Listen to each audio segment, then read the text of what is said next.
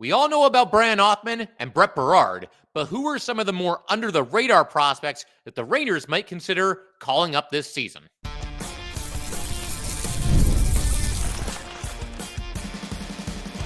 You're Locked on the New York Rangers, your daily podcast on the New York Rangers. Part of the Locked On Podcast Network, your team every day. Welcome back, Blueshirts fans, to episode number 1250 of the Locked On New York Rangers podcast. I'm your host, John Chick. Just want to thank you guys, as always, for making Locked On New York Rangers your first listen every day. We are free and available on all platforms, including YouTube. And today's episode of Locked On New York Rangers is brought to you by FanDuel. Right now, new FanDuel customers can get $150 in bonus bets if you win your first $5 bet. And we are, of course, part of the Locked On Podcast Network, your team every day. So doing something a little bit different here while the Rangers are obviously still on break for the Four Nations face-off that is currently ongoing. Going to be taking a look at a couple of Ranger prospects, but with a little bit of a twist. We're not going to look at the more obvious prospects, the guys that, you know, in some cases have already played with the Rangers, the guys that are kind of the headline grabbers as far as the Ranger prospects are concerned. These guys are going to be a little bit more under the radar. So with that said, quick disclaimer, we're not going to be talking really about Brennan Othmann or Berard. Obviously, the two of them have spent some time with the Rangers. Berard got a good chunk of games earlier this year. Othmann was up for 3 games last year. I think the smart money is on Othmann eventually being back up with the Rangers this season as well. But again, they're not under the radar. And I'm also not going to include Dylan Garand. I realize he hasn't yet played for the Rangers, but he's been called up 3 different times. He's at least been active and been on the bench there. And I get the feeling that, you know, depending on how this season goes, you might see the Rangers eventually give Dylan Garand a start or 2 down the stretch this season just to see what they've got and see what the kid can do. No guarantees, but we'll see. Bottom line, again, these are guys that you don't really hear talked about quite as much. I mean, you know, the diehard fans, the everyday Ranger fans, so to speak, certainly they will recognize some of these names and in some cases be very familiar, with their games. But again, these guys are at least somewhat under the radar. And we're going to start with one of the youngest members of the Hartford Wolf Pack. That would be AHL rookie Dylan Roobroeck. Now, I've heard a couple of different pronunciations here. Usually this is going to make me sad, but usually what I do when I'm not sure about a pronunciation is I kind of just wait to hear what Sam Rosen says. And then when he does, I just go with that because who am I to question, you know, the GOAT, right? Unfortunately, Sam Rosen is not going to be the Rangers play-by-play man for a whole lot longer. So I don't know if he's ever going to call a game that features Dylan Roobroeck, but quick aside over. Bottom line, Dylan Roobroeck, 20 years old, listed as a center and a left winger. I'm seeing a little bit more center than left wing as far as what position he plays. And when the Rangers drafted him, he was listed as a center at that time as well. Speaking of which, the Rangers took him in the 2023 NHL draft in the 6th round at number 178 overall. This is his first season of pro hockey, and overall, I think he's doing a pretty nice job with the Wolf Pack. We'll get to that in just a second. But I think we should go back even further to kind of tell his story here. This kid absolutely lit it up in the OHL. His last 2 seasons in particular with the Oshawa Generals were fantastic. His second to last season there, 68 games, 15 goals, 38 assists. So he got 53 points in 68 games. He was also a +1. And then he was drafted by the Rangers, played 1 more season in the OHL with Oshawa, 68 games, 26 goals, 46 assists, 72 points. So more than a point per game. He was also a +23 and notably had 101 penalty minutes. So this is somebody that's clearly not afraid to get his hands dirty. And then in the playoffs that year, 21 games for Roobroeck, 11 goals, 15 assists, 26 points in 21 games. So establishing himself there in the OHL as a playoff performer. And his team, Oshawa, made it to the finals, but unfortunately, they were then swept in 4 games by London. So they lost in the final round. But as far as what Roobroeck's doing with the Pack, numbers offensively have regressed, but that is to be expected. Every time you take another step up in your hockey journey, so to speak, the numbers, at least initially, are going to come back to earth a little bit. And certainly that has happened with the Wolf Pack. 46 games, though, for Roobroeck. 8 goals, 11 assists, 19 points, and he's a -1. These are not bad numbers at all, again, especially for a 20-year-old 6th-round pick playing his first season of professional hockey. He is 6th on the Wolf Pack with 19 points, also tied for 6th in goals. Something else that I talked about a long time ago, because we were talking about the Wolf Pack and who's doing what and who could come up to the NHL at some point and what the future might be for all these different, young players that are playing in Hartford. An idea that popped into my head then, and I'll share it again now, is a line, most likely, almost assuredly, the fourth line that consists of Adam Edstrom, Dylan Roobroeck, and Matt Rempe. And the reason for that is that would be one of the taller lines ever assembled in NHL history. Roobroeck stands at 6'7", so he's a fellow giant just like these other two. Now, you might hear this and think that, like, oh, what about Sam Carrick? Look, Carrick's awesome. Not trying to push him to the side at all. I think he's done a really nice job stepping in this season and playing the role of fourth line center to a T.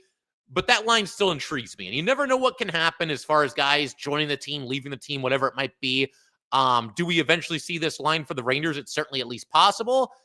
Is it a long-term thing? Do we see it for one game? I mean, who's to say for sure? But that idea is, certainly somewhat intriguing to me. And for the group that wants the Rangers to be bigger, tougher, more physical, nastier, sandpaper, all that stuff, I'm sure that's an idea that, you probably would be interested in as well, at least to a certain extent.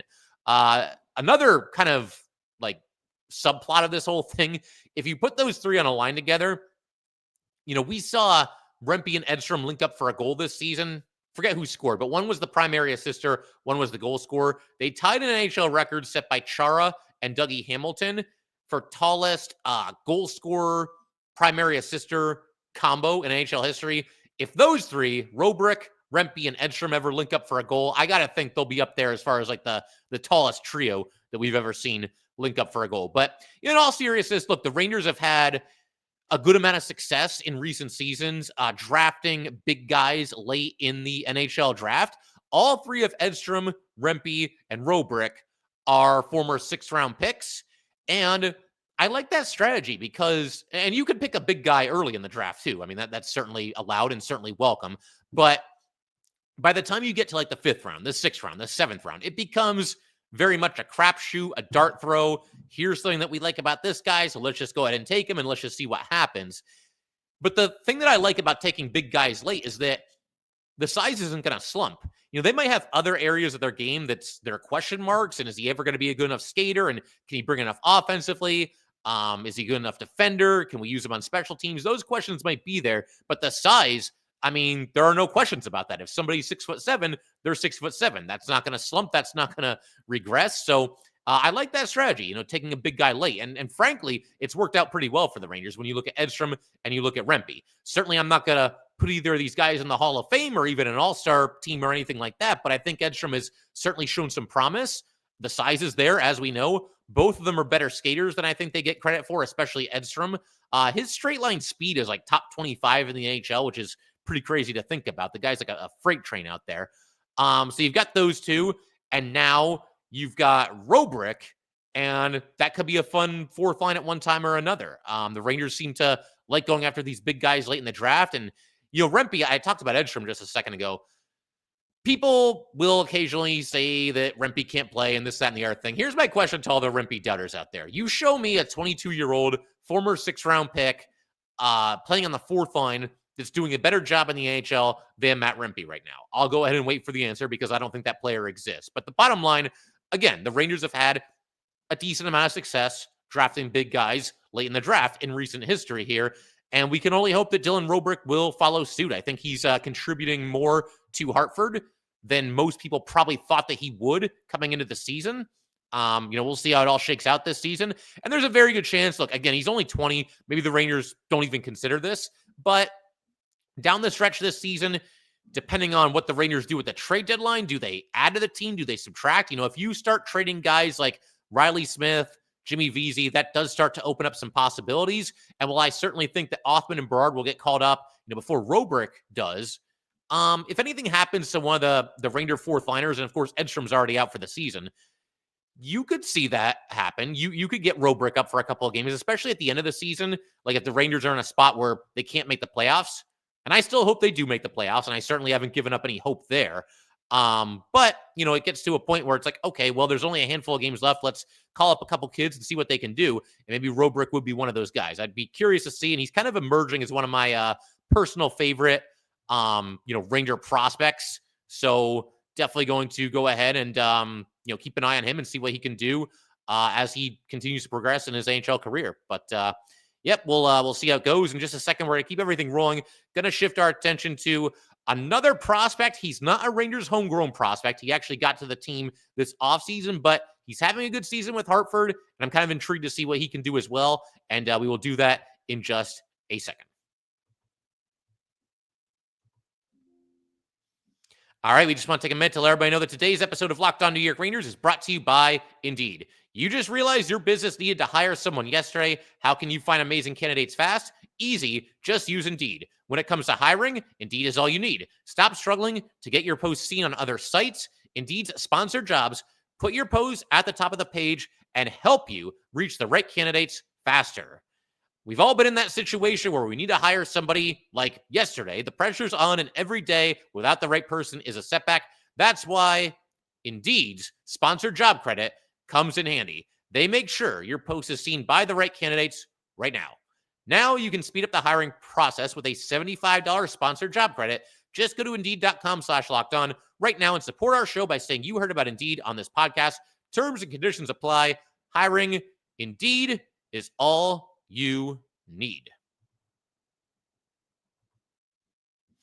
All right, let's go and keep everything rolling here on Locked On New York Rangers. Huge shout out to the everydayers as always for tuning in. We're going to continue talking about the Four Nations tournament. It's obviously been a lot of fun so far, and we'll see what else we get into. Certainly some Ranger-related news as we gear up for the Blueshirts returning for the home stretch of this very interesting season that they've had so far. But for right now, let's continue doing what we're doing here, talking about some of the under-the-radar prospects that maybe we see with the Rangers at some point this season. And another one, again, this is somebody that doesn't really have a lot of hype. You don't really hear his name all that often, but I'm going to go with Groulx, a center and left winger currently playing with the Hartford Wolf Pack. Now, as I mentioned just a second ago, Groulx is not a homegrown Ranger prospect, and he just turned 25 a week ago, so I don't know. Is he still like at that stage where he's a prospect? I'm going to generously give it to him. He's just getting into his mid-20s here, and we've certainly seen guys, develop as later, even later than Groulx. But for the whole backstory here, he was drafted in the second round by the Ducks in 2018, went number 54 overall, so obviously was a highly thought of prospect at one point. He came over to the Rangers this offseason when the Ducks actually did not tender him a qualifying offer. When that happened, that made him an unrestricted free agent. He signs a 1-year, 2-way contract with the New York Rangers. He was actually called up by the team on January 10th, but did not play.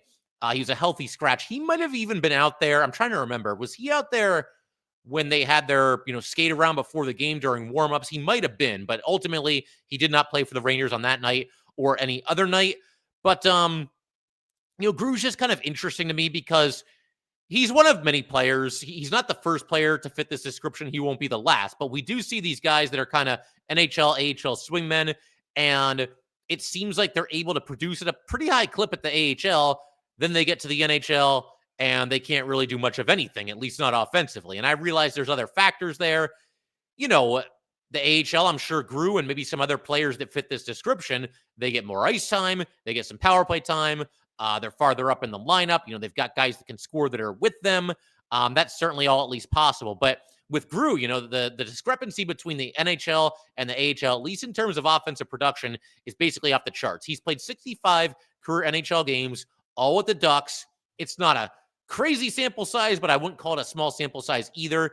In that time, again, 65 games, he has 1 goal and he has 4 assists. So 5 points in 65 career games, and for what it's worth, the goal was an empty net goal on top of that. So that's what he's done in the NHL. And the AHL, and these numbers do include his current season with Hartford, 188 games for Groulx, 54 goals, 74 assists. So 128 points in 188 games. Not bad at all.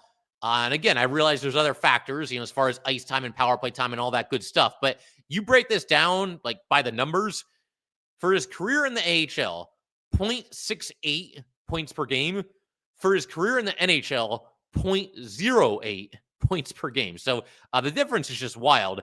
And for what it's worth, he's also having the best season of his AHL career currently with the Wolfpack. Again, this is if we go by points exclusively. I'm not going to sit here and act like I've broken down every single Bo Groulx shift this year with the Hartford Wolf Pack. I have not.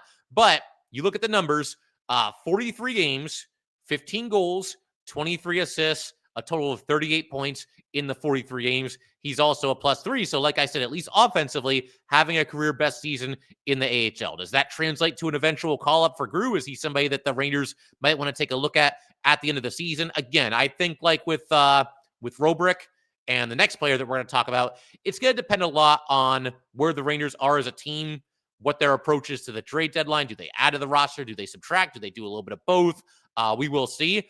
But like I said, if we do get to a point where the Rangers have been mathematically eliminated, or they're like right there as far as being mathematically eliminated, and there's like 3 or 4 games left, at that point, I'm all for giving people a chance. I'm all for giving them a quick look at the NHL level.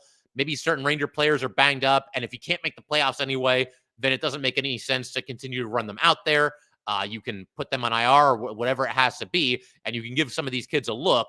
I don't have like massively high hopes for Groulx, just because, again, that small NHL sample size is, certainly underwhelming to say the least. But, again, if they do find themselves in that situation, not going to make the playoffs, then I don't think there's any harm in this. And I think it makes sense to reward a guy who's obviously had a very nice season for the Hartford Wolf Pack in the AHL. And that certainly has been the case with Groulx thus far this season. So, yep, that's another one. We're going to shift back to a homegrown Ranger prospect in just a second. We've got one more player to talk about. It is a defenseman.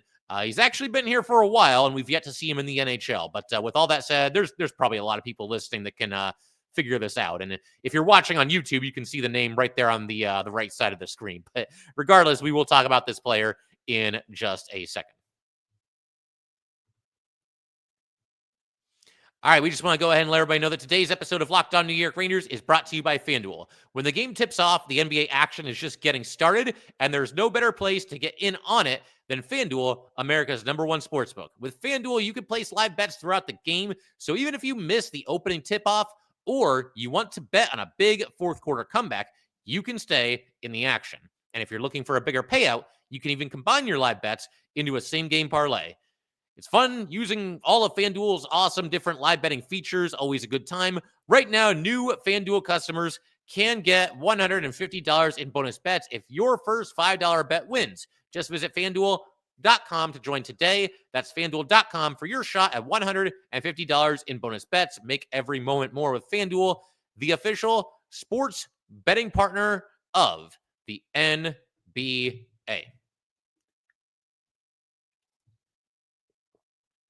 All right, let's go ahead and keep everything rolling here on Locked On New York Rangers. One more prospect to talk about here before we call it a day, and it's going to be Matthew Robertson. I feel like I kind of probably spoiled it in the last minute there of the last segment, but yeah, I mean, this is just a bizarre situation.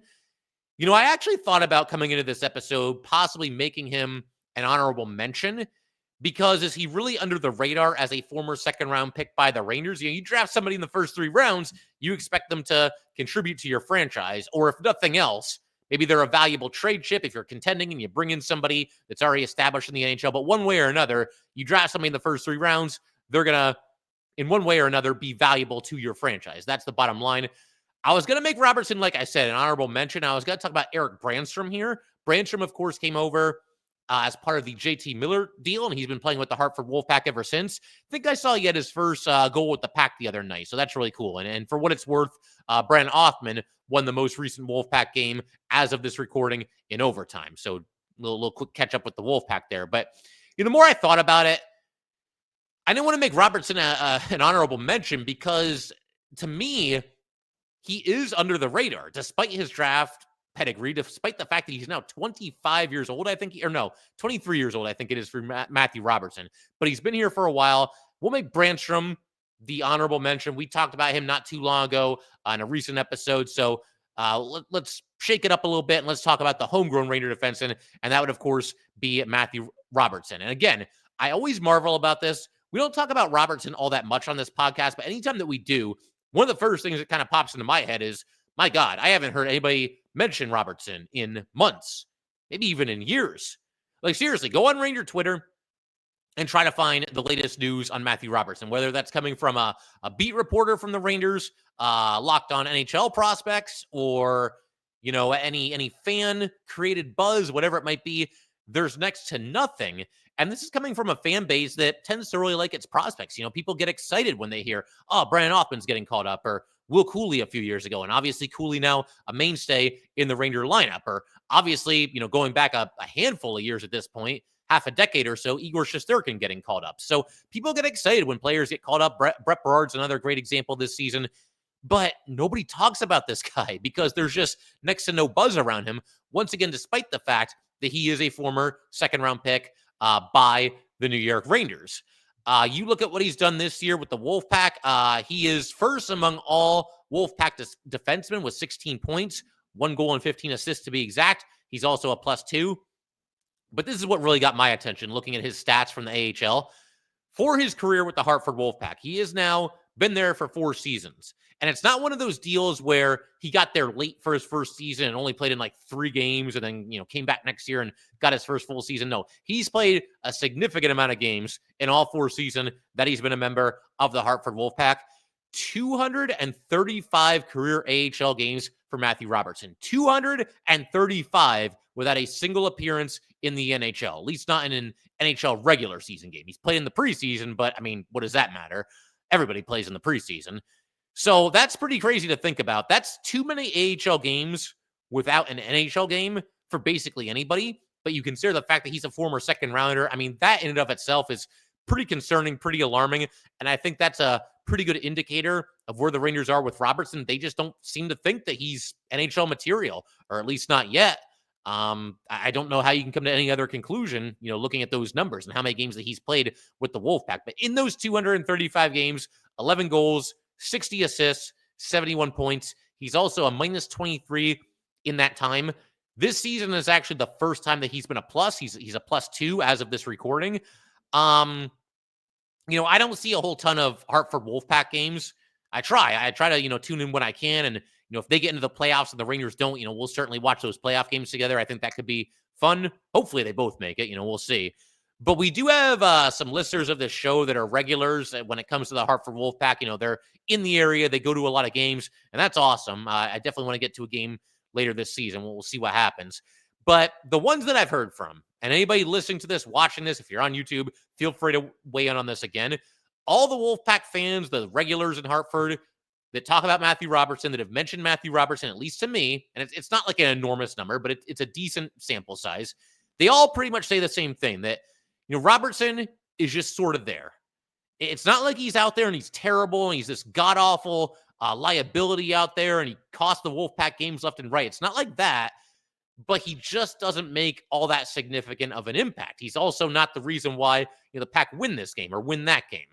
And come to think of it, I think that's something we'll do somewhere down the road.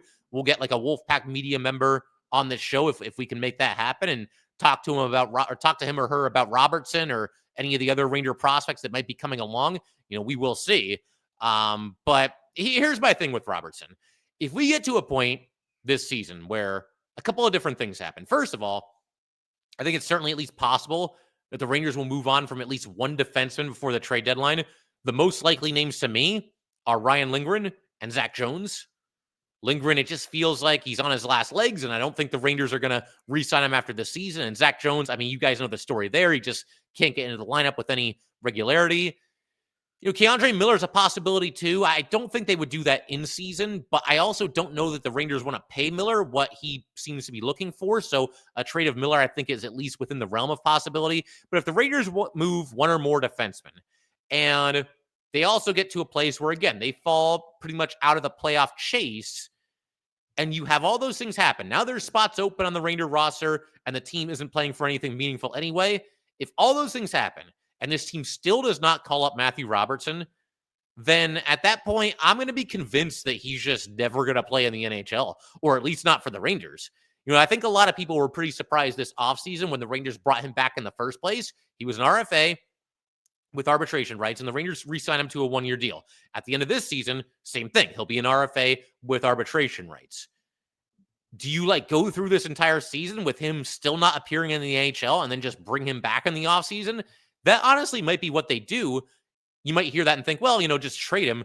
What are you going to get for Matthew Robertson? Again, this dude has played 235 career AHL games, 245 if you count 10 playoff games, and he's yet to make a single appearance in the NHL. So, and he was drafted in the second round. So if you're the Rangers and you're shopping this guy, what leg do you possibly have to stand on where you can get better than like a 5th round pick at best? So if that's all you're going to get for him, maybe just re-sign him again and put him back in the AHL. And we can have this conversation around the same time about 1 year from now on this podcast. But it's just a fascinating situation to me that this guy, former second rounder, and nobody talks to him. Nobody even like seems to be campaigning for him to come up to the NHL roster.